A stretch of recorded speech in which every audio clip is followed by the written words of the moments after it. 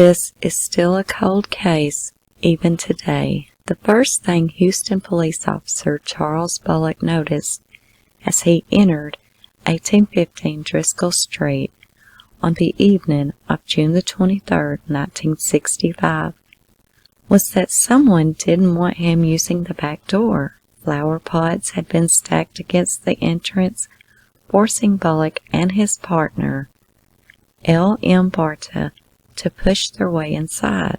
While Barta moved through the rest of the home, Bullock headed for the kitchen. The two were there to perform a welfare check on the house's occupants, an elderly couple named Fred and Edwina Rogers. Their nephew Marvin had grown concerned when he failed to reach them by telephone. He became farther alarmed when knocking on their door with no answer, so he had called the police.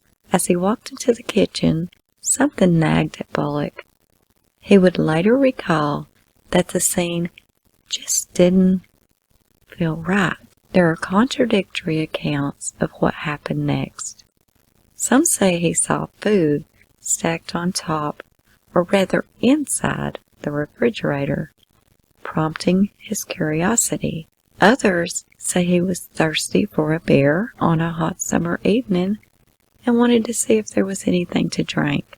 Bullock himself would say he peered inside the fridge for no particular reason. "I don't know why I looked in the refrigerator," he said. "For some reason, I just opened it." He took a quick inventory of its contents, which appeared to be nothing but shelf after shelf of hog meat. He concluded that Rogers' family must have been to the butcher recently, but with the house empty, it looked like it would spoil. "This is a shame," Bullock thought. "Someone is letting a whole bunch of good meat go to waste." He started to close the door when something caught his attention. Inside the vegetable drawer was what appeared to be a woman's head. Her eyes was fixed in Bullock's direction. Bullock froze, and then he slammed the door shut. When he opened it, the head was still there. The hog meat would turn out to be flesh of a different sort. Dismembered remains of Fred and Edwina Rogers, drained of blood and missing their entrails. Fred's head was in the other crisper. His eyes had been gouged out. The gruesomeness of the crime scene would have been disturbing no matter what. Making it slightly worse was the fact that the autopsy showed the murders had been committed on Father's Day, and the person most likely to know something about the horrific act was the elderly couple's son, Charles. Charles, unfortunately, was nowhere to be found. Fred Rogers, 81, was a retired real estate salesman. His wife, Edwina, 79, was a sales representative. Their Houston home and their activities appeared unremarkable to neighbors, but there was an element to their lives that came as something as a surprise to local residents who would later be questioned by the police. The surprise was that Charles lived with them. In fact, he owned the house. Charles was 43 and a veteran of World War II. After getting a bachelor's degree in nuclear physics from the University of Houston, he had enlisted in the Army to learn to fly airplanes, and later spent 9 years working for the Shell Oil Company. At the time of his parents' death, it was not clear whether he was employed. What was clear was that Charles was a peculiar individual. He would rise before dawn, leaving the house to tend to unknown business before his parents woke up, and then come back after dark, after they went to bed. His travels were so subtle that the next-door neighbor was not even aware he lived there. When he was home, he went out of his way to avoid his parents, purposely slipping notes under doors when he needed to communicate with them. The family maid would later state that it was possible Edwina had not even seen Charles face to face for roughly 5 years prior to her death. No one was sure what led to this unusually frigid living arrangement. It's possible Charles wanted to provide for his elderly parents in spite of either not getting along with them or wishing not to be disturbed by the outside world.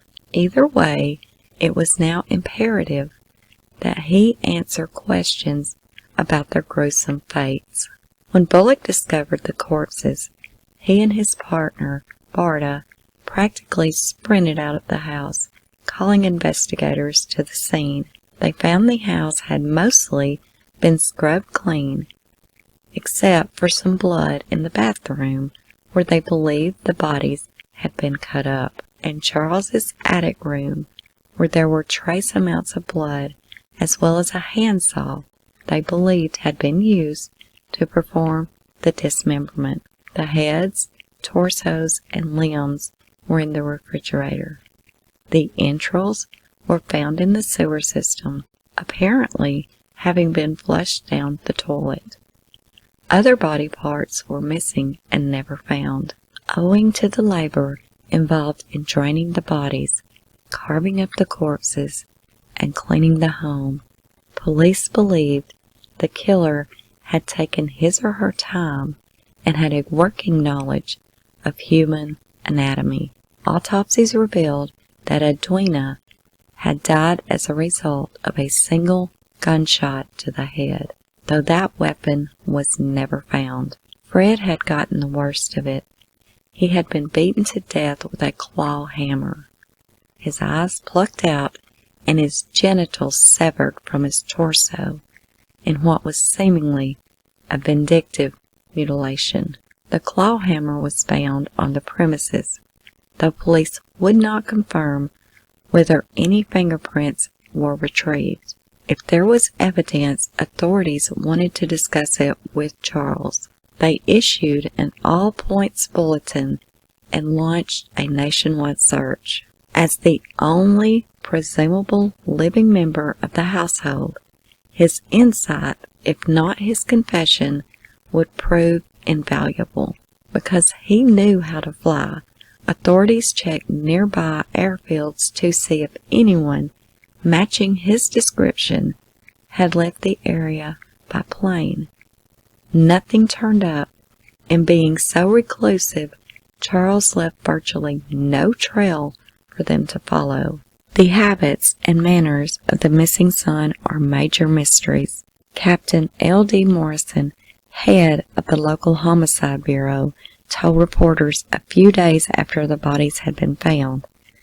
It was an understatement. Police never located Charles, not in the weeks, months, or years that followed. In 1975, in an effort to probate the Rogers estate, he was declared legally dead.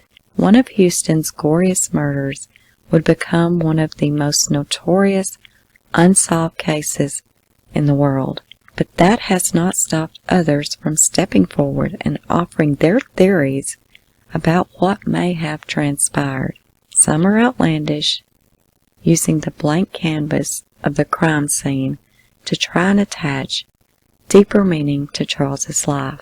In the 1992 book, The Man on the Grassy Knoll, by author R. Craig and Philip Rogers, offered that Charles was actually a CIA operative involved in the 1963 assassination of John F. Kennedy. When his parents discovered incriminating diary entries, Charles killed them. The Icebox Murders, a 2003 book written by forensic accountants and amateur sleuth Hugh and Martha Gardner, made an attempt to present a more plausible theory.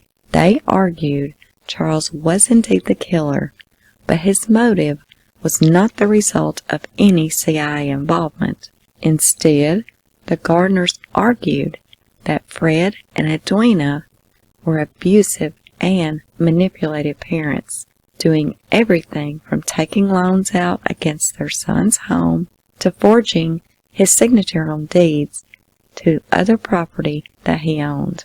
After years of being browbeaten and financially ripped off, Charles lashed out in an orgy of violence, smashing his father's head in, and that his mother got a comparatively compassionate execution-style killing may point to most of the abuse coming from Fred. The Gardners asserted that a few days after the murder, someone matching Charles's physical description was overheard asking about a job overseas, using an alias. They claimed that Charles utilized his contacts in the oil and mining industries to land in Mexico. The book also asserts that Charles met a violent end of his own when a wage dispute involving some miners in Honduras ended with a pickaxe lodged into his head.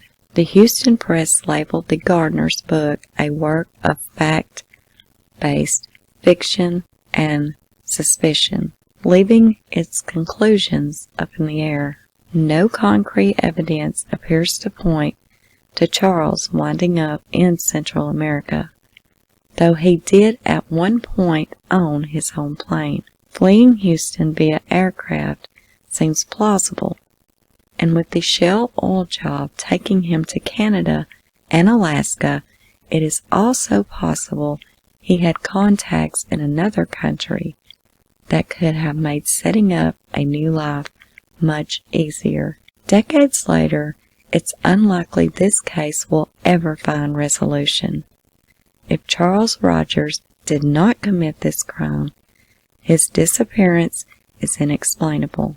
No one else appeared to have motive to kill his parents, and if he was killed by an unknown third party, the perpetrator did an excellent job removing all trace of him. Whether he ended up in Central America or somewhere else, the most likely explanation is that he spent the rest of his days doing what he had so often practiced at 1815 Driscoll, disappearing into the shadows and unnoticed by the rest of the world. Thank you for listening, and until next time, I hope you have a wonderful night. Good night, and this is UnJustified.